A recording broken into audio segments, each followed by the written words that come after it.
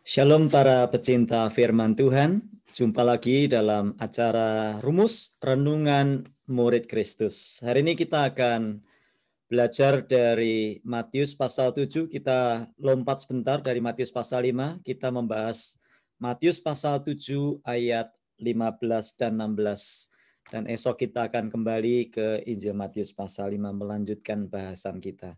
Matius pasal 7 ayat 15 dan 16. Demikian firman Tuhan, waspadalah terhadap nabi-nabi palsu yang datang kepadamu dengan menyamar seperti domba.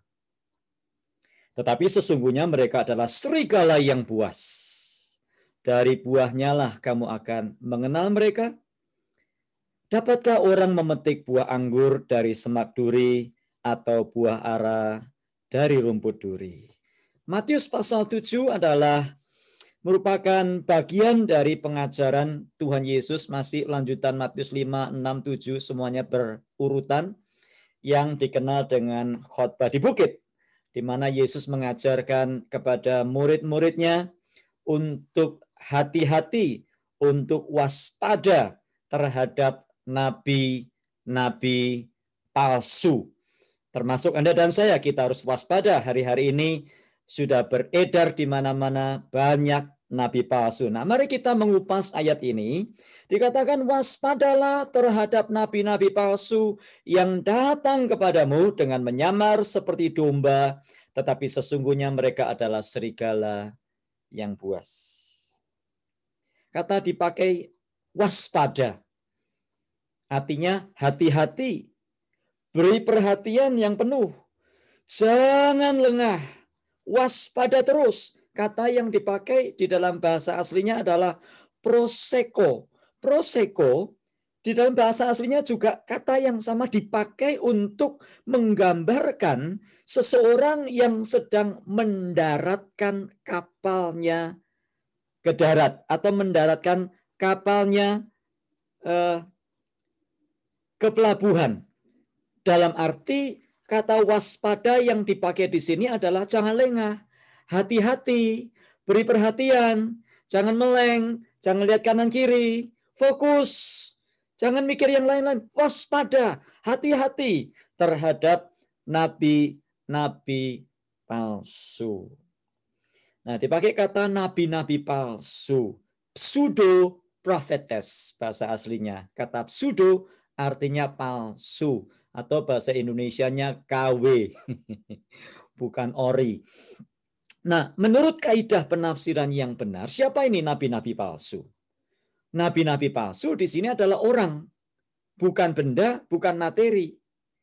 Karena yang dipakai nabi-nabi palsu, dia bukan media. Belum lama ini saya mendapatkan video clips.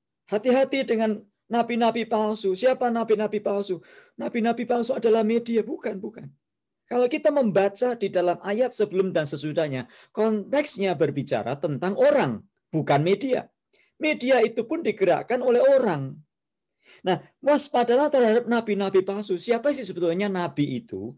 Nabi adalah seseorang yang dipanggil oleh Allah untuk berbicara atas namanya, untuk berbicara atas nama Tuhan, dan juga nabi ini memperingatkan umat agar tidak menyimpang dari perintah-perintah Tuhan. Nah, kata nabi itu selalu berhubungan dengan nubuat. Kata nabi bahasa Inggrisnya prophet. Apa yang dilakukan? Produknya apa? Prophecy. Dari kata nabi ada kata nubuat. Dari kata prophet ada kata prophecy. Jadi kita diperintahkan untuk waspada kepada nabi-nabi palsu. Apa kalau begitu waspada terhadap apanya? Waspada terhadap nubuatannya. Waspada terhadap perkataannya. Nah, apa yang kita perlu waspadai adalah bahwa nabi-nabi ini menyampaikan nubuatan. Nubuatan itu apa sih? Sederhananya dalam bahasa yang mudah dimengerti, nubuatan itu seperti ramalan tentang apa yang akan terjadi di depan. Nah, nabi menyampaikan nubuat, khususnya berkenaan dengan apa-apa yang akan terjadi. Jadi hati-hati terhadap orang-orang yang datang kepada Anda dan saya, bukan hanya satu orang, bentuknya jamak, karena dipakai kata nabi-nabi. Jadi bukan hanya satu, banyak sekali. Nah, sifatnya adalah pseudo, sifatnya adalah palsu. Artinya apa? Sangat mirip dengan aslinya. Kalau berbeda jauh, ya namanya bukan palsu. Itu beda. Tapi yang namanya nabi-nabi palsu mirip dengan hamba-hamba Tuhan yang asli. Artinya apa? Tidak bisa dibedakan. Artinya apa? Mungkin dia juga pakai nama Yesus. Kalau Anda perhatikan di dalam Matius pasal 7, di dalam konteksnya pada waktu kita membaca bukan hanya sampai ayat 16, 17, 18, 19, 20 dan seterusnya. Anda akan membaca bahwa kata palsu di sini berbicara tentang sesuatu yang hampir seperti yang asli, yang tidak bisa dibedakan. Mereka juga bernubuat pakai nama Yesus. Mereka juga mengadakan mujizat, yang sakit sembuh. Dan mereka juga melakukan banyak tanda. Nah, apa yang kita pelajari dari bagian ini adalah Alkitab berkata, ayat berkata, waspadalah terhadap nabi-nabi palsu yang datang kepadamu. Nabi-nabi palsu ini tidak pasif. Nabi-nabi palsu ini aktif, mendatangi Anda dan saya. Bukan berdiam diri, agresif, menggunakan semua yang ada pada zaman ini. Jadi nabi-nabi palsu ini bukan nabi palsu yang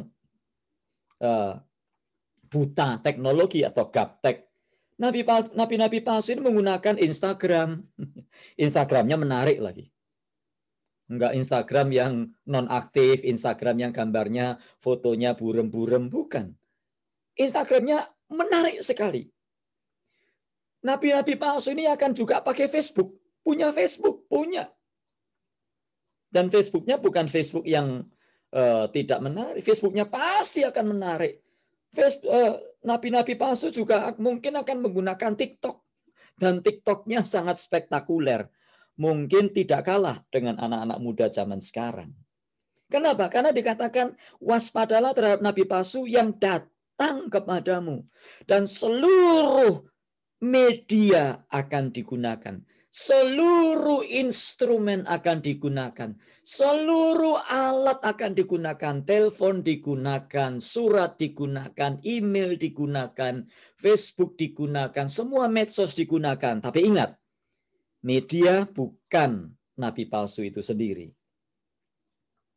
Nah, Matius 24 ayat 11, Tuhan Yesus pernah mengingatkan murid-muridnya. Murid-muridnya bertanya, Guru, apa yang akan menjadi tanda kedatanganmu?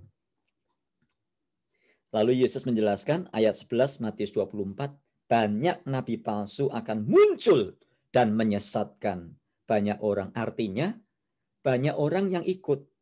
Followersnya banyak.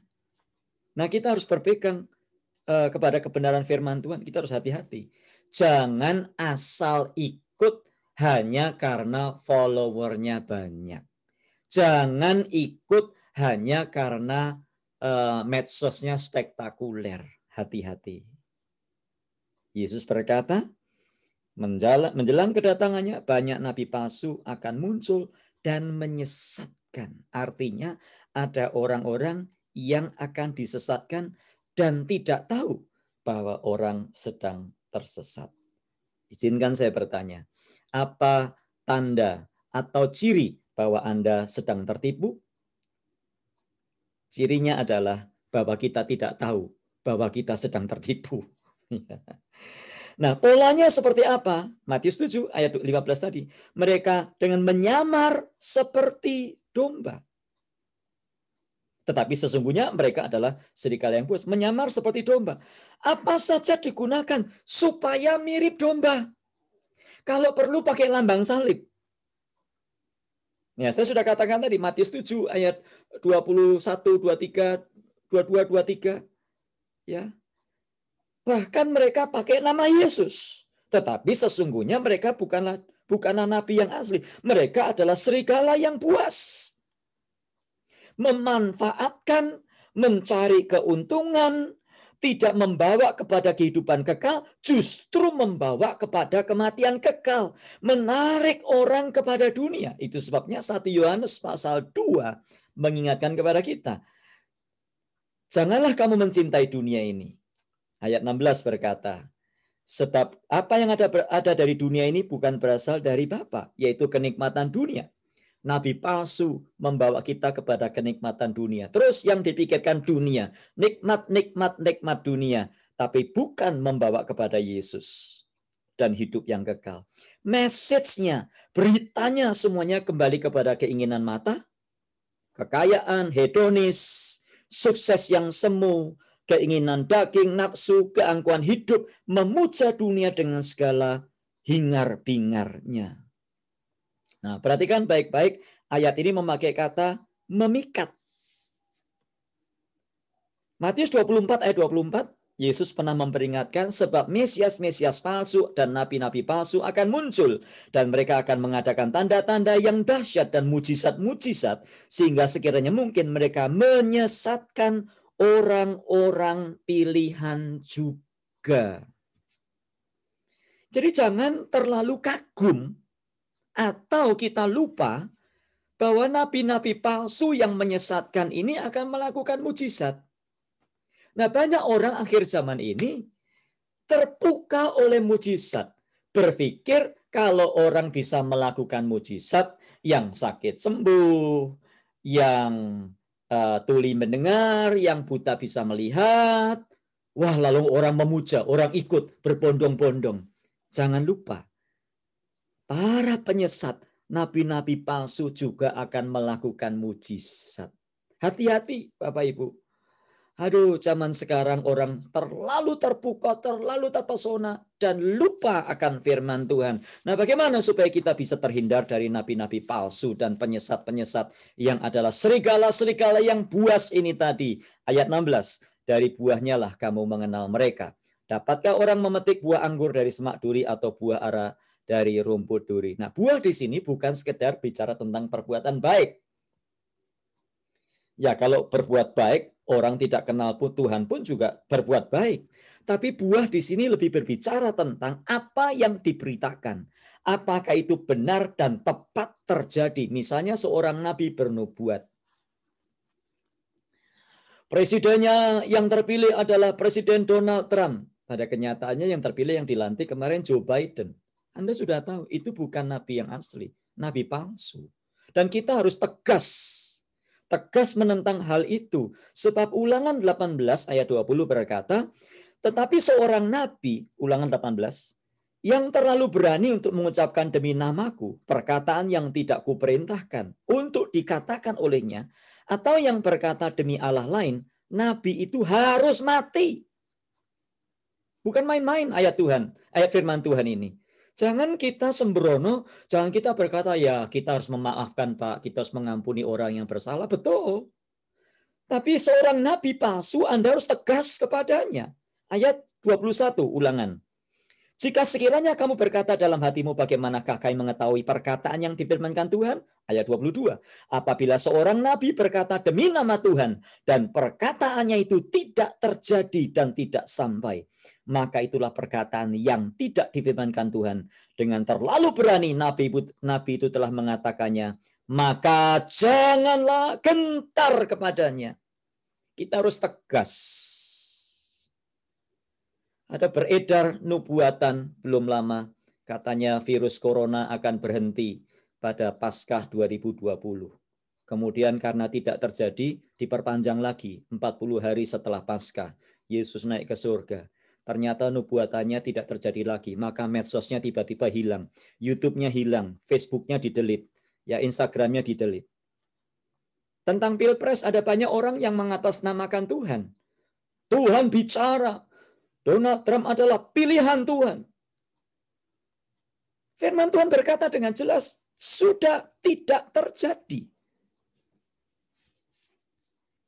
Nah, banyak nabi-nabi palsu model begini, kalau nubuatannya tidak terjadi, lalu dihapus. Menghilangkan jejak. Nah, apa standar sesungguhnya supaya kita tidak terjerumus mengikuti nabi palsu? Alkitab adalah pegangan kita. Kembali kepada firman Tuhan. Setia, tekun, disiplin. Baca firman Tuhan setiap hari. Jangan cuma baca, belajar, belajar, belajar. Yohanes 8, 31, 32.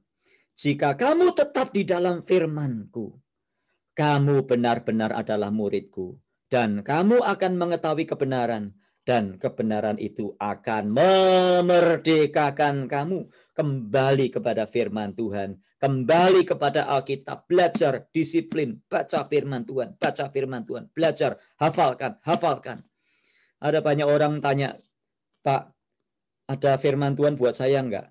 Ada, saya bilang. Di mana? Itu di Alkitab ada semuanya firman Tuhan buat kamu. Cuman kamu yang malas baca, malas belajar. Kita punya banyak waktu baca Instagram, kita punya banyak waktu baca Facebook, kita punya banyak waktu untuk yang lain-lain, tapi untuk firman Tuhan kita malas. Kita lebih senang bertanya, apa firman Tuhan buat saya? Kita harus serius tentang nabi palsu ini, tidak boleh ragu, sehingga membawa kita terikat kepadanya. Jangan terpikat. Kalau Anda adalah nabi palsu yang mendengarkan siaran ini, bertobatlah dan kembali ke jalan yang benar. Beritakanlah firman Tuhan. Jangan terlalu gampang mengklaim Tuhan bicara kepada saya, Tuhan bicara kepada saya, padahal Tuhan tidak bicara kepada kita. Ada 3 hal. Mungkin Tuhan bicara kepada kita, tapi perkataan Tuhan tidak mungkin menyimpang dari firman-Nya, tidak menyimpang dari sini. Atau mungkin itu dari suara kita sendiri. Kita berpikir itu suara Tuhan, padahal bukan suara Tuhan. Bukan nu buat, tapi lu buat. Suara kita sendiri. Atau mungkin itu suara dari setan. Kita menganggapnya suara Tuhan. Kenapa? Karena kita tidak peka membaca firman Tuhan. Kiranya Tuhan menolong kita berhati-hati dan tidak mengikuti nabi-nabi palsu zaman ini. Jauhi nabi palsu dan jangan ikuti, jangan dengar perkataannya. Dengar firman Tuhan. Baca, belajar, hafalkan, renungkan, lakukan firman Tuhan. Baca dengan teliti, Anda akan tahu apa firman Tuhan untuk Anda dan saya. Tuhan memberkati. Tuhan, kami berdoa untuk setiap orang yang mendengarkan tayangan atau acara program ini. Kiranya Engkau memberkati, menolong kami untuk tidak takut melepaskan diri dari nabi-nabi palsu. Bertindak sesuai dengan firman Tuhan dan mengikuti Tuhan Yesus Kristus. Dan setia belajar firman-Mu. Tolong kami Tuhan untuk kami hidup seturut firman-Mu. Waspada, hati-hati terhadap nabi-nabi palsu. Di dalam Tuhan Yesus Kristus kami berdoa dan bersyukur. Amin. Sampai berjumpa kembali di lain kesempatan. Tetap semangat, sehat selalu, dan Tuhan memberkati apapun yang kita lakukan. Haleluya.